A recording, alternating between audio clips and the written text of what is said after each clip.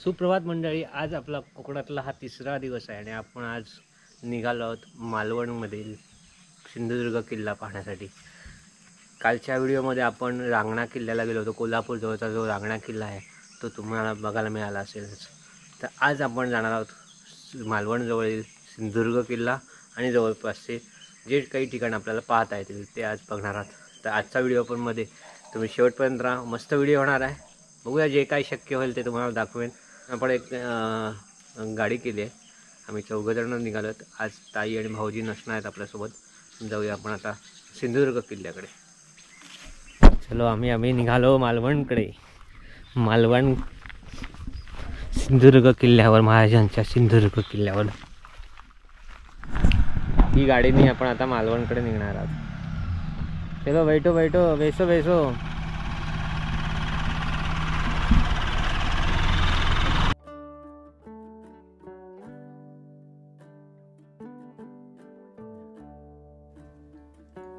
गाडीने आमचा सिंधुदुर्गाकडे प्रवास सुरू झाला। वाटेत अंबेरी, गावनाले करत आम्ही मालवणकडे निघालो।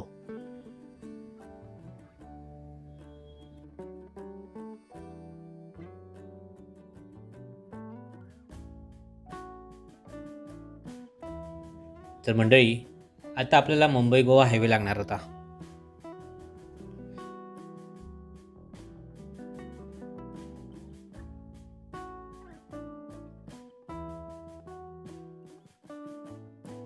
इथून पुढे वाटेत आपण पहिले आंगणेवाडीत जाऊन आई भराडी देवीचे दर्शन घेऊन पुढे सिंधुदुर्ग किल्ल्याकडे जाणार होतो। त्याप्रमाणे आंगणेवाडीच्या दिशेने निघालो। तर मंडळी, नवसाला पावणाऱ्या या देवीच्या दर्शनासाठी दरवर्षी लाखो भाविक इथे हजेरी लावतात। साधारणतः फेब्रुवारी किंवा मार्चमध्ये होणाऱ्या देवीच्या दर्शनासाठी लाखो भाविक येथे हजेरी लावतात। असे असले तरी भराडी देवीच्या जत्रेची तारीख निश्चित नसते। आईला प्रथम कौल लावून ही तारीख निश्चित केली जाते।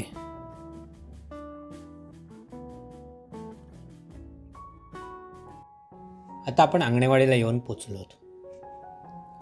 मंदिरामध्ये फोटो काढायला बंदी असल्यामुळे तुम्हाला या मंदिरामधील गोष्टी दाखवता येणं शक्य नव्हतं। तर मंडळी, आपण जाऊन आता देवीचे दर्शन घेणार आहोत। देवीचे दर्शन झाल्यावर आपण मग सिंधुदुर्ग किल्ल्याकडे जाणार आहोत। तर मंडळी, या मंदिराबद्दल अनेक आख्यायिका सांगितल्या जातात। देवी भराडावर म्हणजेच माळ रानावर प्रकट झाली म्हणून तिला भराडी नाव पडले असावे। आपल्याला आजही देवीच्या आजूबाजूचा परिसर हा माळ रानाचा असलेला पाहायला मिळतो। तर दुसऱ्या एका आख्यायिकेनुसार श्रीदेवी तांदळाच्या वड्यातून भरड माळावर प्रकट झाली असेही सांगितले जाते। ही देवी तांदळाच्या वड्यातून भराडावर प्रकट झाली म्हणून आजही अंगणे मंडळी गावात आलेल्या भाविकांना प्रसाद म्हणून तांदळाचे वडे खायला देतात व तेथेच ते खायला सांगतात। भराडी देवीचे दर्शन घेऊन आम्ही सिंधुदुर्ग किल्ल्याकडे निघालो।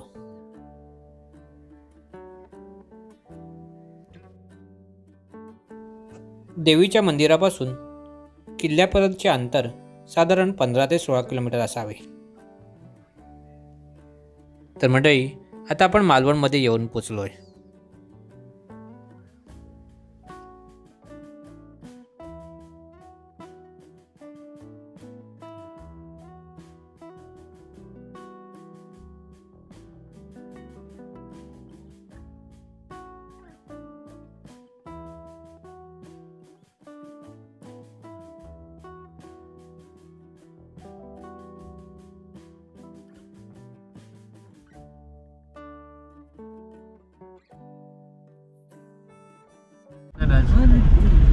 लाईन बघ एवढी लागली आहे।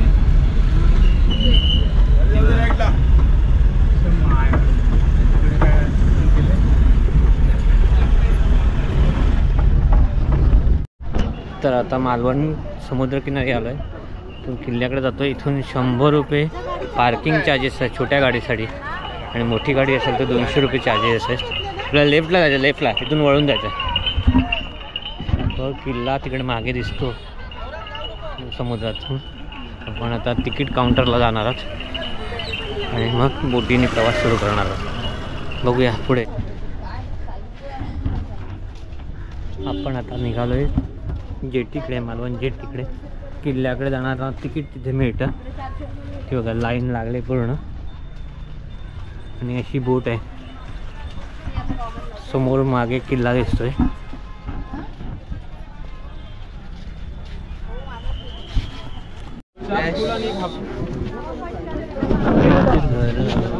₹100 मोठ्यांची, 10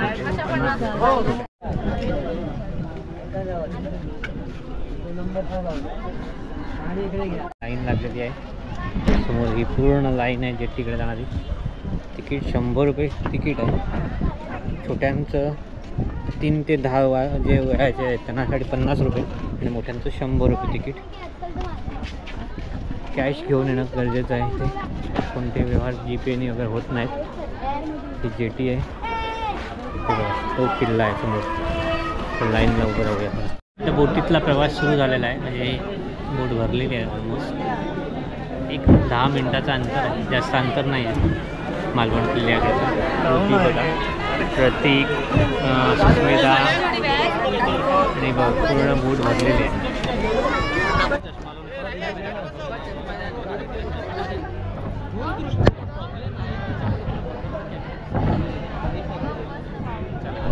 समोर दृष्टिपात आहे. 1 किलोमीटरचं अंतर आहे साधारण किल्ला समुद्र जेटीपासून. या बोटी आहेत, ह्या सगळ्या बोटी किल्ल्यावर घेऊन जाणाऱ्या ह्या सगळ्या प्रवासी बोटी आहेत.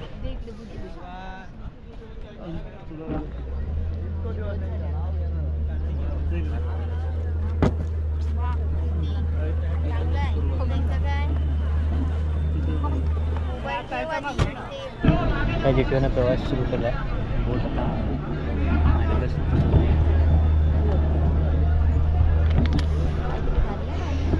ऐकत नाही ना, मग काय करणार ते तरी शेवटी जबाबदारी.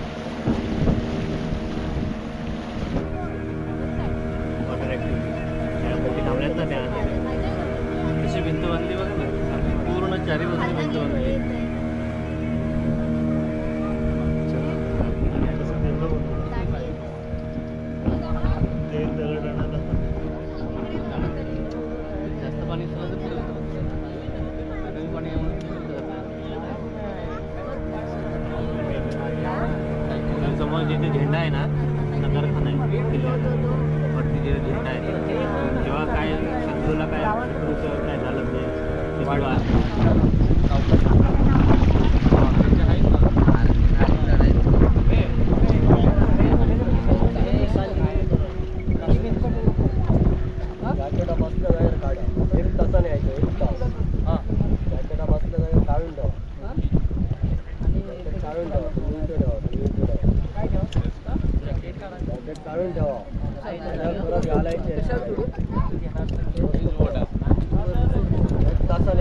चांगलं कर काय जॅकेट काढा.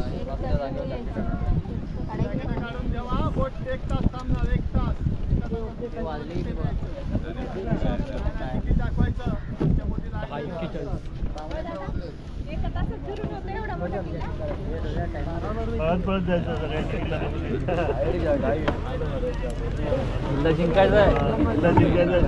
नगरखाना किल्ल्याचा पडदा उतरून बोटीतून उतरताना बोटवाल्याने 1 तासात किल्ला फिरून इथे परत या असे सांगितले. तेव्हा बोटीतील अनेक जणांना हाच प्रश्न पडला होता की एवढा मोठा किल्ला 1 तासात कसा फिरून होणार. आणि ते खरेच होते म्हणा. तर मंडळी, एवढ्या कमी वेळात आजच्या या व्हिडिओमधून मी किल्ल्यावरील काही महत्त्वाची ठिकाणे तुम्हाला दाखवण्याचा प्रयत्न करणार आहे. तर जास्त वेळ न घालवता आपण आता किल्ला पाहायला सुरुवात करूयात.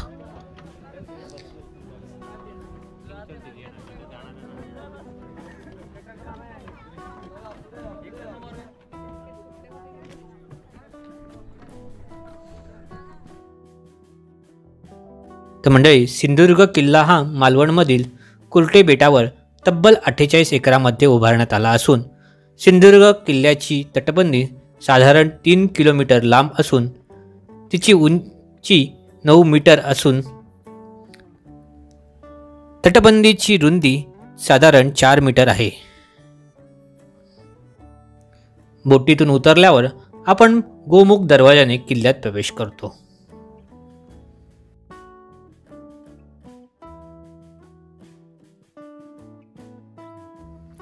प्रवेशद्वाराच्या सुरुवातीला आपल्याला दक्षिणमुखी मारुती रायाचे दर्शन होते.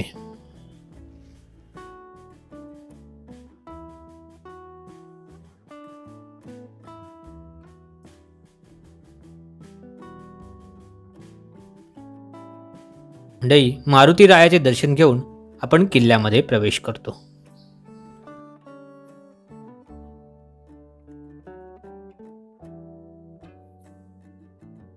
जसे आपण प्रवेशद्वारातून आत येतो तसे प्रथम आपल्याला जरीमरी मातेचे मंदिर पाहायला मिळते.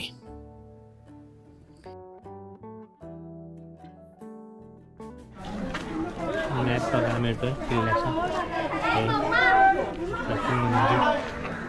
कसे तिथे उभे आहेत आपण पूर्ण राऊंड मारून येऊन तिकडे जाणार. पहिला आपण किल्ल्यात आल्यावर पुन्हा एक आपल्याला तिकीट काढायला लागलं आहे. हे ग्रामपंचायतचं टॅक्स आहे बहुतेक. तर 5 रुपये पर पर्सनचं तिकीट आहे आतमध्ये आल्यावर. तर आपण किल्ल्याच्या आतमध्ये येऊन पोचलो. तुम्ही बघू शकता पुढे किल्ल्याचा आतील परिसर बोर्ड लागलेले दिसते. आता आपल्याला पुढे जायचं, तिथे मंदिरात जायचं पहिले महाराजांच्या.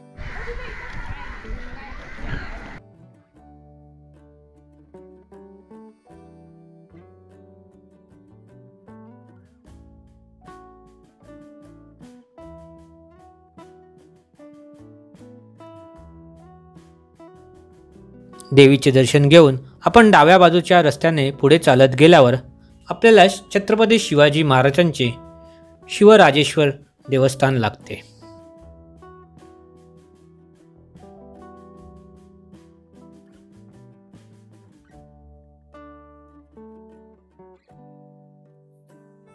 या मंदिरात महाराष्ट्रातील एकमेव शिवरायांची देवस्वरूपातील मूर्ती आपल्याला पाहायला मिळते. या मंदिराच्या सभामंडपाचे काम कोल्हापूरचे शाहू छत्रपती यांनी 1906-1907 मध्ये करून घेतले. या मंदिराच्या एका बाजूला आपल्याला एक म्युझियम पाहायला मिळते. तिथे शिवकालीन शस्त्रे आपल्याला पाहायला मिळतात. त्याचे शुल्क प्रति 10 रुपये आहे. वेळेअभावी आम्हाला ते पाहता आले नाही. शिवरायांचे दर्शन घेऊन थोडे पुढे गेल्यावर आपल्याला महादेवाचे मंदिर व किल्ल्यावरील भुयारी मार्ग पाहायला मिळतो. महादेवाच्या मूर्ती खालून हा भुयारी मार्ग पूर्वीच्या काळी वापरला जायचा.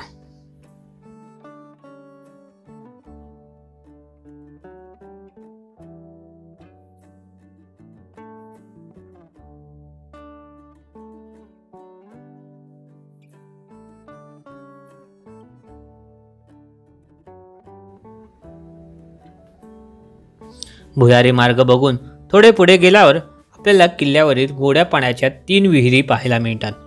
दही विहीर, दूध विहीर व साखर विहीर. चारी बाजूनी समुद्राने वेढलेल्या या किल्ल्यात गोड्या पाण्याच्या विहिरी पाहायला मिळणे हे देखील या किल्ल्यावरचे एक वैशिष्ट्यच.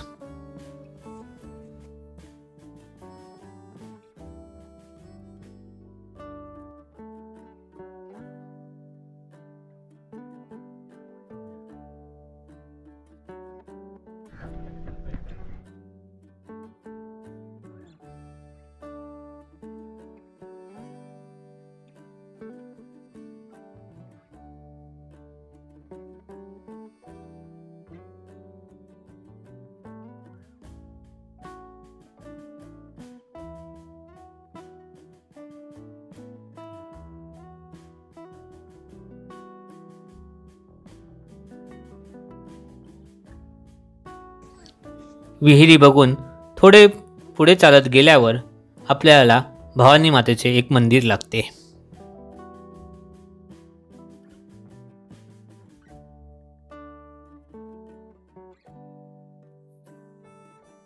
या मंदिरात आपल्याला चतुर्भुज अशा पाषाणातील भवानी देवीच्या मूर्तीचे दर्शन होते.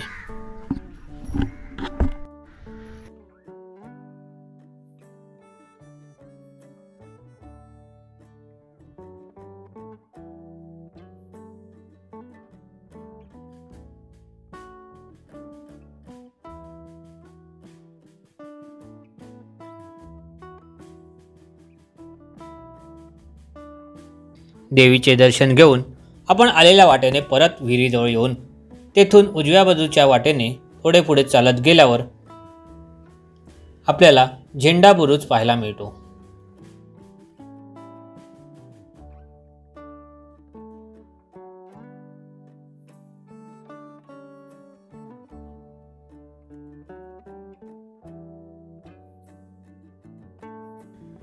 या बुरुजावरून आपल्याला संपूर्ण किल्ला पाहता येतो.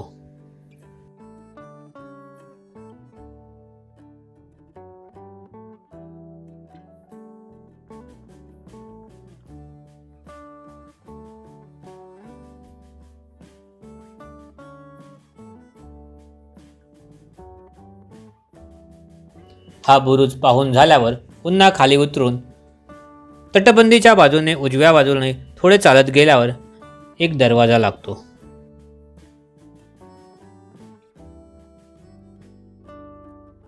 या दरवाजाने आपण थेट बाहेर समुद्राकडे उतरू शकतो.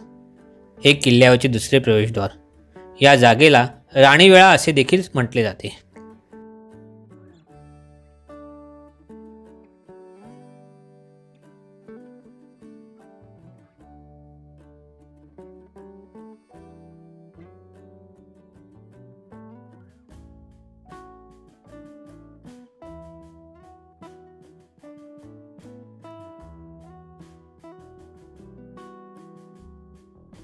हे प्रवेशद्वार पाहून आपण पुन्हा तटबंदीवर येऊन पोचलो. सिंधुदुर्ग किल्ला दिनांक 25 नोव्हेंबर 1664 रोजी मालवण किनाऱ्यावरील मोर्याच्या धोंडा या गणेश चंद्र सूर्य शिवलिंग कोरलेल्या खडकाची पूजा करून व समुद्राला श्रीफळ अर्पण करून महाराजांनी सिंधुदुर्ग किल्ल्याची चिरा बसवली. हा किल्ला बांधण्यासाठी 500 पाथरवट, 200 लोहार, 100 गोवेकर पोर्तुगीज व 3000 मजूर 3 वर्षे अहोरात्र खपत होते. सागरी लाटांपासून होणारे नुकसान टाळण्यासाठी या किल्ल्याचा पाया भक्कम करण्यासाठी उकरटे शिसे ओतून त्यावर मोठे मोठे चिरे बसवण्यात आले. तसेच घाटावरून मागवलेला चुना वापरून किल्ल्याचे इतर बांधकाम करण्यात आले आहे. सिंधुदुर्ग किल्ल्याचे बांधकाम 29 मार्च 1667 रोजी पूर्ण झाले. त्याप्रसंगी स्वतः छत्रपती शिवाजी महाराज इथे हजर होते.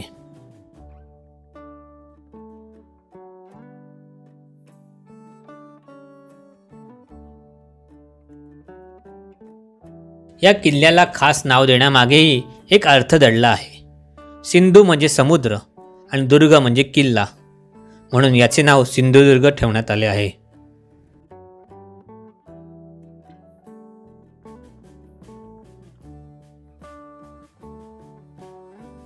मंडळी, असा हा अभेद्य किल्ला उभा करण्यासाठी 1 कोटी होन इतका खर्च आला असल्याची नोंद इतिहासात सापडते.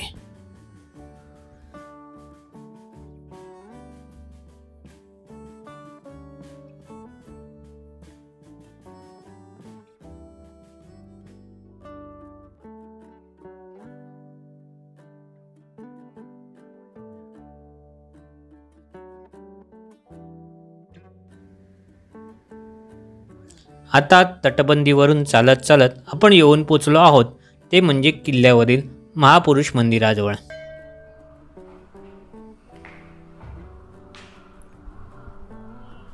आपल्याकडे फार कमी वेळ शिल्लक असल्यामुळे देवाचे दर्शन घेऊन आम्ही पुन्हा तटबंदीवरून खाली उतरलो व मुख्य प्रवेशद्वाराकडे येऊन पोचलो. आपल्या डाव्या बाजूला तटबंदीवर शिवाजी महाराजांचे हातापायाचे ठसे असलेल्या ठिकाणी आम्ही येऊन पोचलो.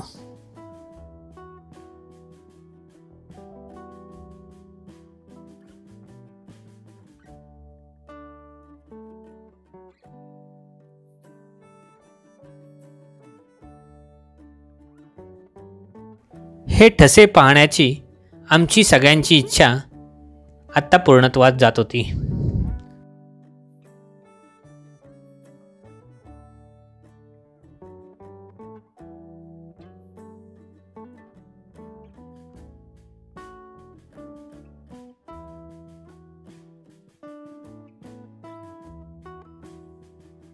डोळे भरून त्यांचे दर्शन घेऊन आम्ही आजची किल्ल्यावरची शेवटची वास्तू पाहण्यासाठी नगारखान्याकडे निघालो. इथे आहे आणि हाताचा ठसा तिथे आहे. पण ते दर्शन घेऊन आता नगारखान्याकडे जातो.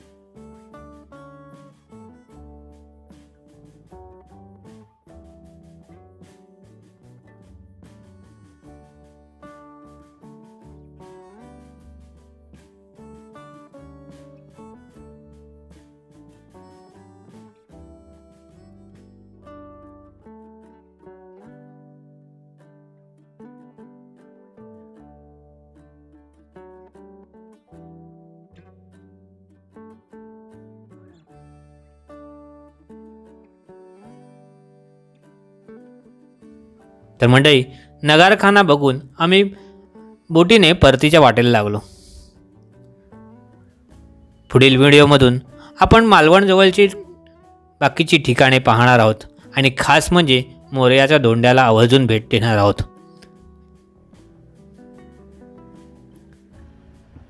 आता हा व्हिडिओ इथेच संपवतो. आजचा व्हिडिओ तुम्हाला कसा वाटला ते आम्हाला कमेंट करून नक्की सांगा. धन्यवाद. छत्रपती शिवाजी महाराज की जय.